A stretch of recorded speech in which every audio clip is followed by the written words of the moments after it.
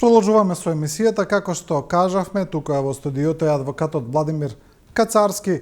Зборуваме за проблемите со наплата на вода или поконкретно со исклучувањето на вода на корисниците од страна на водовод, но исто така и проблемите поврзани со долговите, со мерењето на состојба на вода, со признавањето на состојбата или со согледувањето на состојбата од страна на водовод кон корисниците, и сето тоа се проблеми кои на крајот се прекршуваат во згрбот на обичниот граѓанин.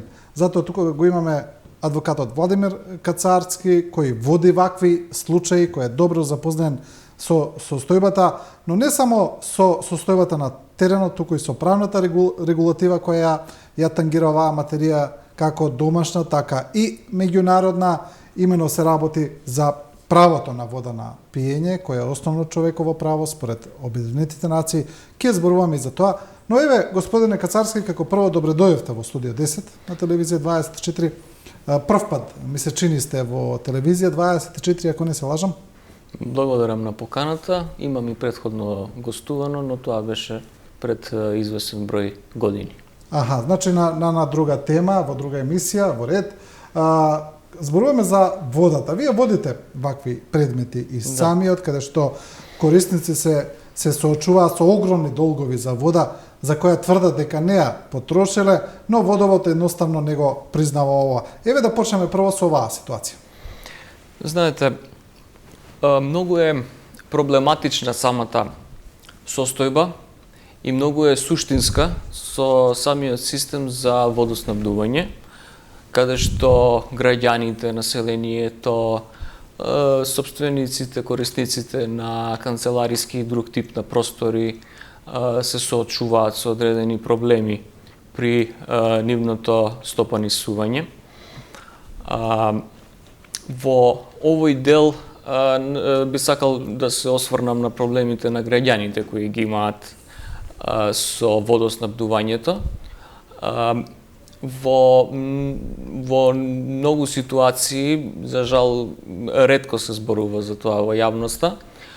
Имаме ситуации каде што за непотрошена вода за пиење стигнуваат паушални сметки за вода кои гласат на 500 метри кубни непотрошена вода, што за семејни, домакински услови, па макар биле и по неколку члена во едно семејно домакинство, тоа е фантастичен просек за некаква потрошувачка на вода.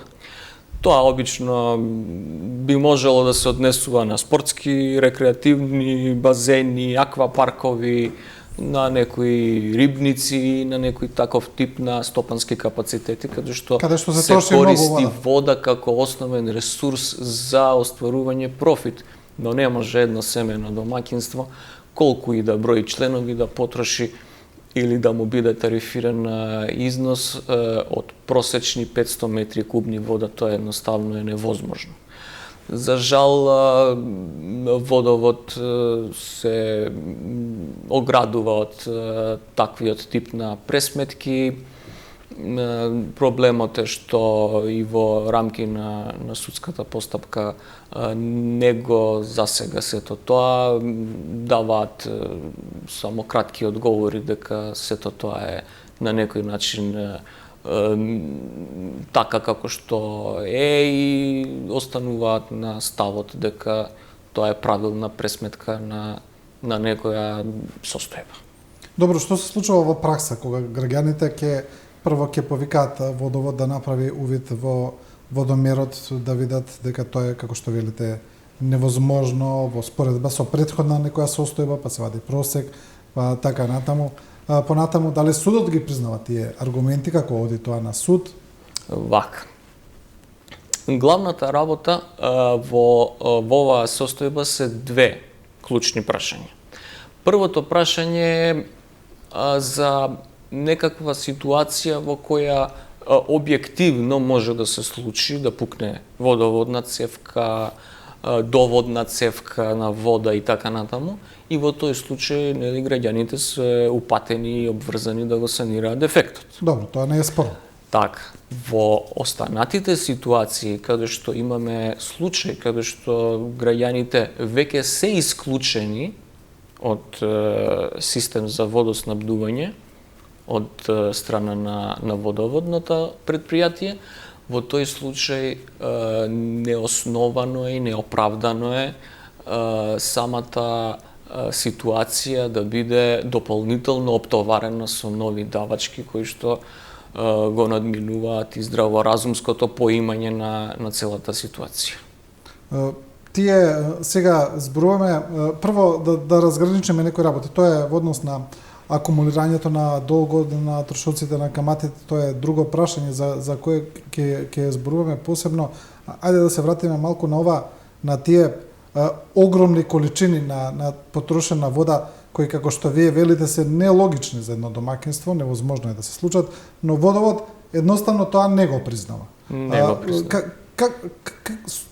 Како се соочува граѓаните со тоа на суд, бидејќи тоа е тука доаѓаме до еден кавкијански процес, каде што вие се соочувате со дека некој ве тужи, ве суди, вие немате што да направите, едноставно сте во една абсурдна, неверојатна ситуација. Што се случува тука? Дали барем судот ги признава тие аргументи? Може ли тоа да се докаже на суд? Значи, сакам да нагласам дека државните институции веќе имаат завземено одреден став кон прашањето за исклучувањето на водата за пиење кон граѓаните. Не зборуваме за исклучувањето, зборуваме за овие долгови кои се огромни и кои се нелогични, кои се абсурдни. Дали судот тоа може да го увиди дека судот го увидува сето тоа. Судот го препознава сето тоа. И судот ги насочува страните во спорот да го решат овој фиктивен проблем кој што реално постои на начин што конкретните сметки би се ставиле во некои нормални граници. Но на крајот на краиштата водоводното предпријатие како посебен јавноправен субјект може тоа да го одбие. Во тој случај судот е упатен на неговата основна судска функција, а тоа е да одлучи врз основа на постојната регулатива која што постои во државата, врз основа на уставот, врз основа на законите, врз основа на меѓународните договори ратификувани во согласност со уставот, врз основа на одлуките на Уставниот суд и така натаму. Значи, кога ќе се соочи граѓанинот со една ваква постапка која вие ја водите за граѓаните, вие одите на суд, знаете како е, доколку судот не ги признае вашите аргументи на вашата странка или вашите поглед на тој, и ако остане долгот, тогаш граѓанинот тука нема веќе што да направи. Така, има ли некаков друг излез? Едноставно, тој има огромни сметки за вода, на суд тоа не му поминува, водовод останува на става дека мора да ги наплати, потоа знаеме како оди тоа на извршител, тие се гомилаат уште по 5-6 пати од основниот долг и доаѓаме до некои ужасни суми. Знаете како, моменталната ситуација што ја имаме во моментов дава една генерална правна сигурност во полза на граѓаните. Тука не станува збор да не се плати одредена дадена услуга, да не се плати потрошена количина на вода и така натаму. Тука се работи за една друга категорија на прашања. Самото право на граѓаните кои по одредена игра на случајот биле задолжени за вакви енормни износи на непотрошена вода за пиење, можат во одредени услови да бараат и остварување на своите со устав загарантирани права. Во таа насока оди и одлуката на Уставниот суд со број УБР 130/2018, донесена на 8 мај 2019 година, која го укинува правото на водоводните предпријатија заради парични побарувања кон граѓаните да исклучуваат од системот за вода за пиење. Оваа одлука не е само провизорно донесена, туку има големо образложение во поглед на човековите права, признати од страна на Уставниот суд кај нас, и има соодветно образложение кое со својата правна аргументација во голема мера влијае да биде препознато како дел од корпусот на основните човекови права и слободи на граѓаните. Сепак да не заборавиме дека согласно членот 33 од Македонскиот устав е предвидено секој да плаќа данок и други јавни давачки да учествува во намирувањето на јавните расходи на начин утврден со закон. И тоа постои како генерална обврска за сите македонски граѓани.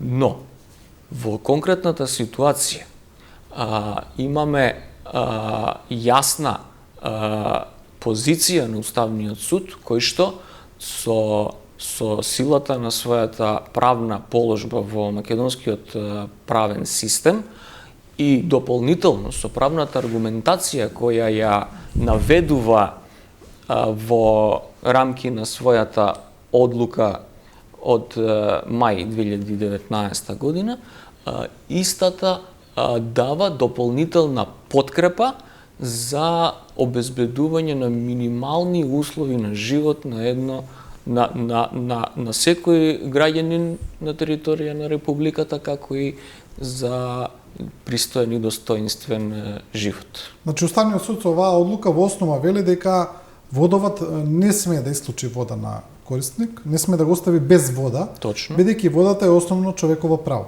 Точно така. Не само во македонскиот устав, каде што директно не се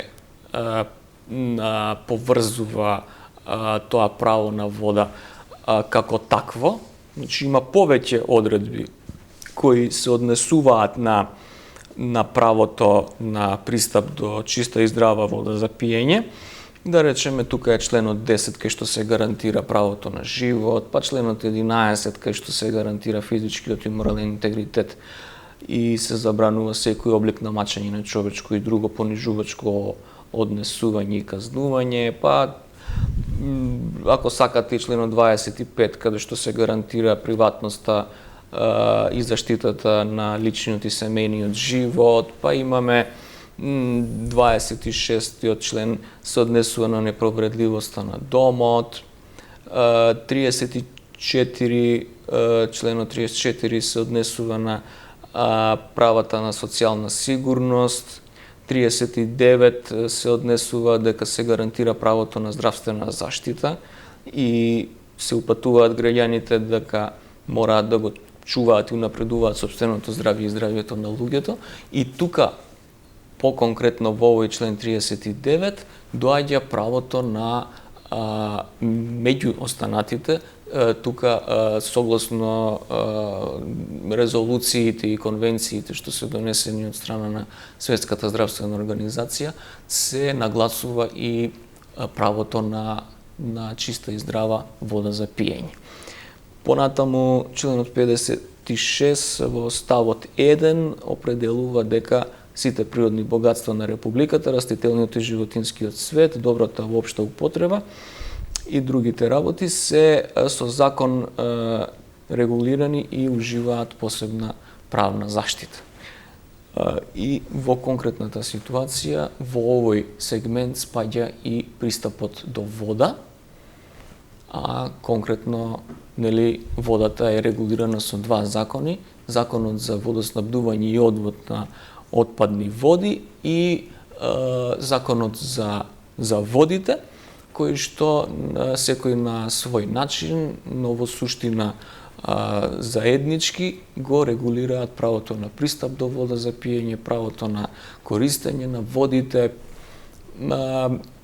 Првиот закон го регулира правото на домаќинствата и правото на конкретното користење за секојдневна употреба. Законот за водите е повеќе во делот на управувањето со општите води, поврзани со членот 56 од Уставот. Таму има и некои меѓународни стандарди инкорпорирани во истиот закон, така што генерално од домашната правна регулатива овој сегмент со водите е во најголем дел покриен. Да, но изгледува според ова сега што го зборуваме дека водовод не ги признава овие регулативи, не го признава ниту Уставот, значи меѓународните ајде не мора да ги признава, но барем домашните и повторно исклучува корисници. Знаете, пред 10 дена на една друга емисија беше нагласено од страна на одговорните лица на ЈП Водовод и канализација Скопје дека и покрај, мислам, дека се исклучуваат корисници од системот за водоснабдување. Од нивна страна на таа емисија беше нагласено дека се испраќаат соодветни опомени, дали за една или за повеќе неплатени сметки, и беше нагласено дека станува збор за некоја нормална законски утврдена практика која што тие само ја спроведуваат. Проблемот со тие изјави е во тоа што занемаруваат постоење на одлука на Уставниот суд и занемаруваат дека и понатаму се задолжени да ги почитуваат не само законите, туку и одлуките на Уставниот суд како највисок суд во рамки на државата. Добре, имате ли вие службено или сте видели некаква реакција од Водовод или образложение во однос на исклучувањата, каде што тие објаснуваат зошто покрај сето ова повторно исклучуваат? Дали сте виделе такво нешто? Сега можеби не сте, не знам, дали сте имале прилика да видите може? Значи, јас во онаа постапка која ја водам пред судовите, едноставно имам впечаток дека тие тоа дека не се ни запознати со тоа, или можеби не сакаат да се запознаат. Тука не можам да навлегувам, но најважната работа е во тоа што одлуките на Уставниот суд како такви мораат да се почитуваат од страна на сите. Да.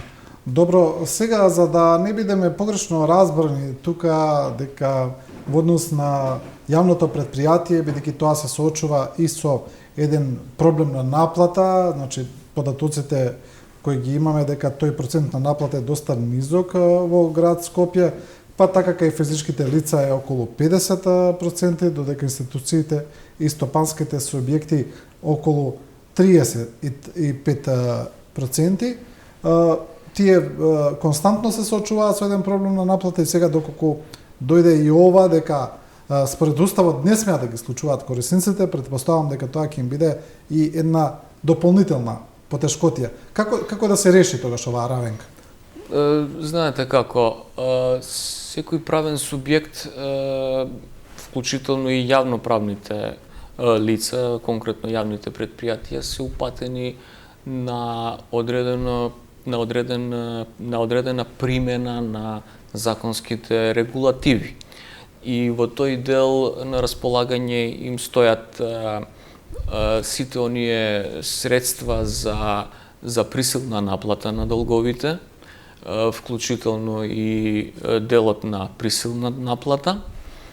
Најмногу заради тоа што пред малку го цитирав и членот 33 од Уставот, кој што ги упатува граѓаните не само да имаат одредени права, туку и да остваруваат и одредени обврски. Нормално е дека ако некој потроши, за тоа треба и да плати. Природно е да се плати за одредена дадена услуга. И тоа е нормална ситуација не само кај нас во државата, туку и секаде во светски рамки. И тоа нема за тоа некоја посебна ситуација во која ние можеме тука да ги коментираме тие работи. Ако јас потрошам, јас сум должен да платам. Ако јас побарам, јас сум должен да надоместам. Ако не платам, нормално дека ќе биде применет законот кој што се однесува на делот за присилна наплата. Но најважното во сите овие работи е што инструментот на исклучување не смее да биде применет.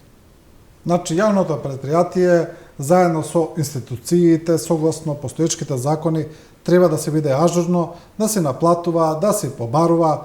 Значи, имаат механизми, треба да наплатат едноставно, Точно но така. не смее да исклучат. Така е. Да, добро. Во однос на читањето на водомерите, исто така граѓаните се жалат дека инкасатори не доаѓаат, порано доаѓаат тие во домовите, ги чита водомерите. Сега самиот водовод вели дека паушално наплатува, па можеби не знам дали еднаш годишно читаат, па прават некакви потоа примерки, па ги усогласуваат или не знам, но секако не доаѓаат како порано. И тоа граѓаните велат, и стопанските субјекти исто така дека е голем проблем. Условите... Бидејќи луѓето сакаат да знаат во секој момент колку трошат, дека плаќаат, дека редовно се плаќаат. Значи зборуваме за оние кои сакаат да се бидат редовни. Така. За ова може поконкретно да прашате некој од одговорните лица во ЈП Водовод и канализација Скопје.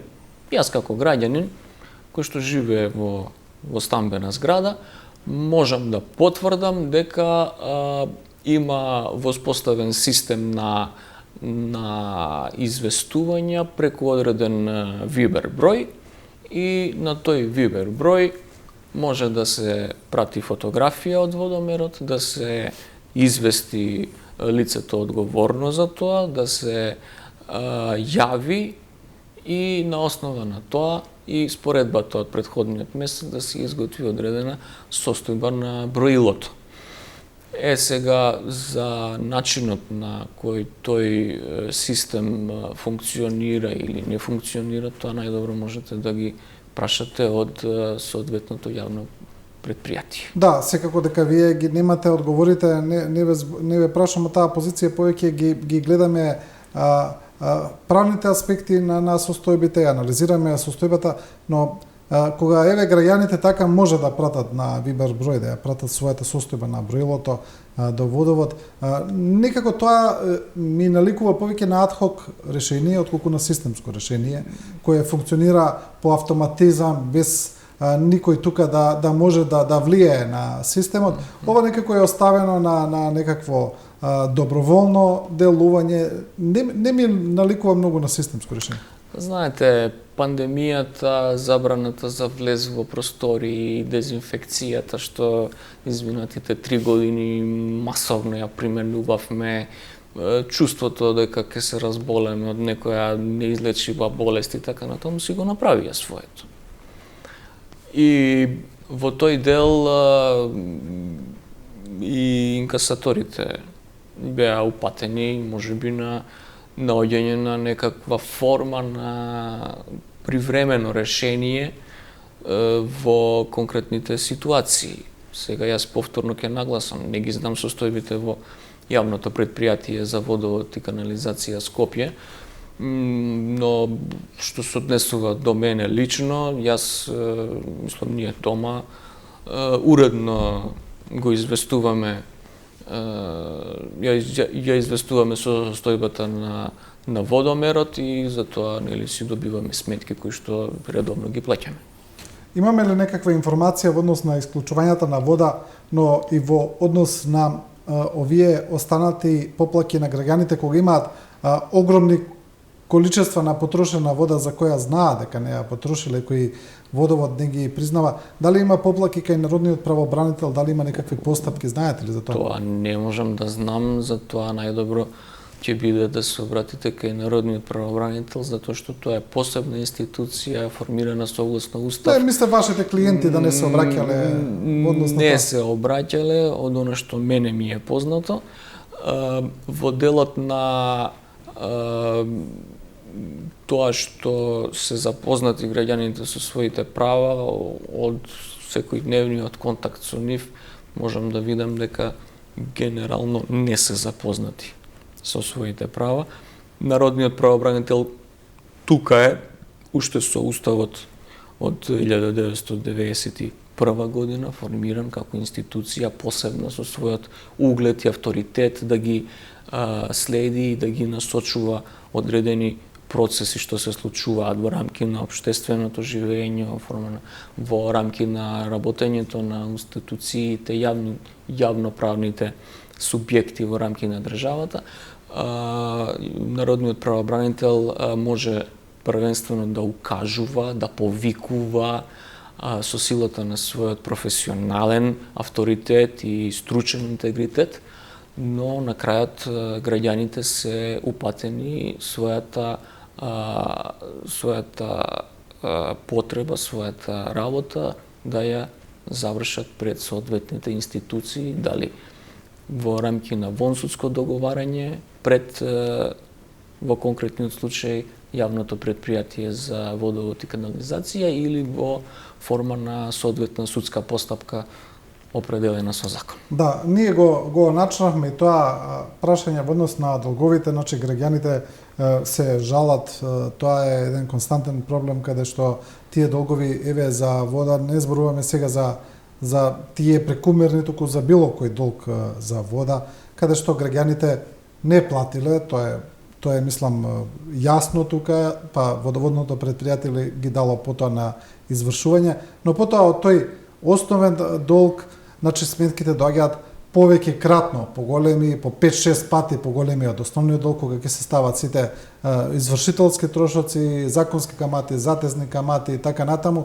И тоа е проблем кој е константен и кој се уште обстојува.